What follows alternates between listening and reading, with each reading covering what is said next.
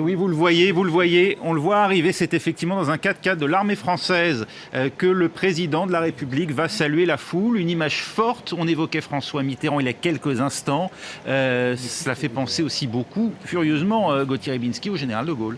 Oui, bien sûr, cette proximité avec l'armée dont de Gaulle était issu. Là, ce qui est intéressant, c'est que Emmanuel Macron, je ne sais pas si vous vous souvenez de cette séquence dans le débat qu'il a opposé à Marine Le Pen, où il a été question de terrorisme. Et il a, d'un certain côté, renforcé l'action de l'armée, et notamment en ce qui concerne la tentative d'éradiquer militairement le groupe islamiste, de l'État islamique, mais il a eu aussi une forme de courage dans la mesure où il a abordé un point de cette lutte contre le terrorisme qui est quasiment tabou dans la classe politique française, c'est l'aspect en amont, c'est l'aspect social des choses.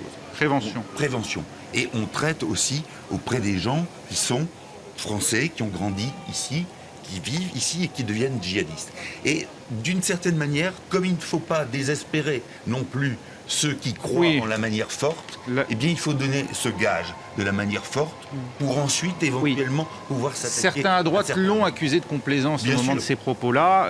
Et effectivement, là, on a une image de solidarité très forte avec l'uniforme, avec l'armée française. Oui, c'est peut-être tout simplement pour dire qu'on est dans une période difficile, et une période d'un pays pas en guerre, mais engagé en tout cas sur deux théâtres extérieurs. Sur des terrains extérieurs, donc peut-être ça le signe. Et puis, je crois que Emmanuel Macron, son premier déplacement, non pas diplomatique, mais de déplacement en tant que président de la République, sera d'aller voir les troupes projetées, comme on dit, sur le terrain, et il pourrait aller sur le continent africain, peut-être au Mali, pour voir les troupes françaises. Mais en tout cas, c'est un signe, effectivement, presque gaulliste. Oui, un retour aux sources. Modernité, retour aux sources. Oui, c'est du gaullisme réhabillé, réinventé sous l'ère Macron. Sylvain Kahn. Et puis comme on est dans l'image, on le disait à l'instant, ça permet à Emmanuel Macron d'être très visible, debout, surélevé. Oui. Alors, et ça, c'est tout à fait important. Et justement, Olivier, est-ce que là, tout est fait, disons, pour assurer la sécurité du chef de l'État? Parce qu'on le voit, il est quand même à découvert, là. Oui, il est à découvert. C'est, en termes de sécurité, pas la meilleure des formules. En général, les militaires, les spécialistes des interventions de ce type n'encouragent pas à adopter ce type de mesures. Mais il doit y avoir sans doute tous les éléments autour de protection à distance réunis. Et ça lui permet évidemment d'apparaître, j'insiste sur la dimension symbolique, dans sa posture de chef des armées, d'homme protecteur de la nation, de personnalité soucieuse d'apporter des réponses aux attentes sécuritaires des Français. C'est un élément tout à fait nouveau, original, et parfaitement, je crois, dans l'esprit, au fond, du contexte dans lequel cela apparaît. On retrouve Karim Yayaoui qui est également avec nous en direct du haut des Champs-Élysées. Karim, vous aviez donc raison, c'est effectivement dans un véhicule militaire qu'Emmanuel Macron salue la population massée de part et d'autre des Champs-Élysées en ce moment. Vous voyez, il remonte avec dans le dos cette grande roue qui est située place de la Concorde et il va se diriger vers la place de l'Étoile pour rendre hommage aux soldats inconnus. Karim, il y a des réactions du public autour de vous?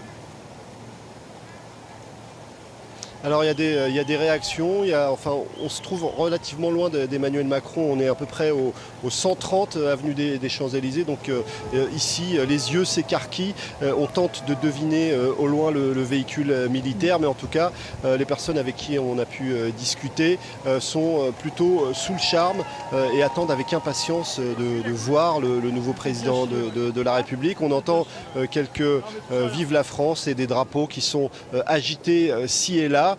Et puis des enfants aussi qui nous expliquaient qu'ils étaient là pour voir justement s'il allait arriver dans un véhicule un petit peu particulier. En tout cas, chacun est intéressé par des choses différentes. Je vous le disais tout à l'heure, il y a des gens au discours européen, il y a aussi des gens qui voulaient être présents pour un moment historique, celui de l'arrivée au pouvoir du plus jeune président de la Ve République. Et en tout cas, tous ici attendent avec impatience d'apercevoir plus ou moins fugacement le président qui est en train d'arriver petit à petit vers le haut des Champs-Élysées. Vous nous retrouvez, vous n'hésitez pas à nous interrompre, parce qu'on voudra évidemment entendre les réactions autour de vous. Très rapidement, Olivier Hill, on voit à travers on n'est pas dans un véhicule banalisé, on a bien un véhicule militaire, l'accent qui est mis sur le régalien, le pouvoir incarné notamment par l'armée.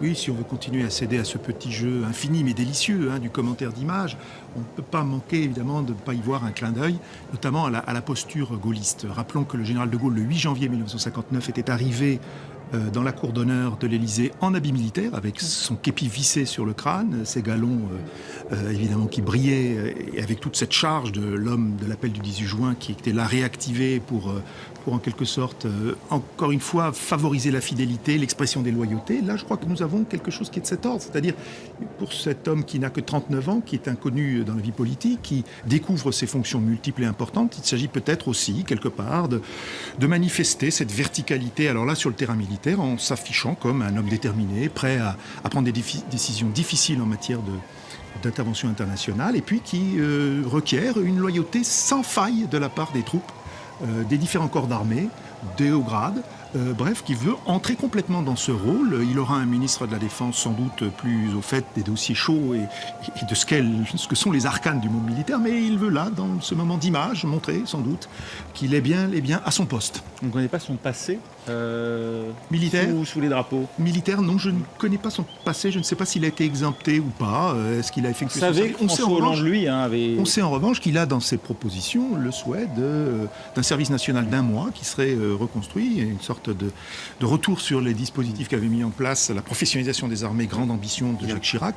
Qui n'a pas la faveur des militaires. Qui n'a pas la faveur des militaires. Et aussi, compte tenu de ce qu'on disait tout à l'heure de la largeur budgétaire possible, exactement. Ça serait un surcroît de travail à cette ça, c'est vrai. Voilà, nécessité d'encadrer évidemment ces jeunes recrues pendant cette période d'1 mois qui est effectivement perçue comme relativement courte par un certain nombre de cadres. Karim Yayaoui, vous êtes avec nous. On voit qu'Emmanuel Macron s'approche maintenant de l'Arc de Triomphe.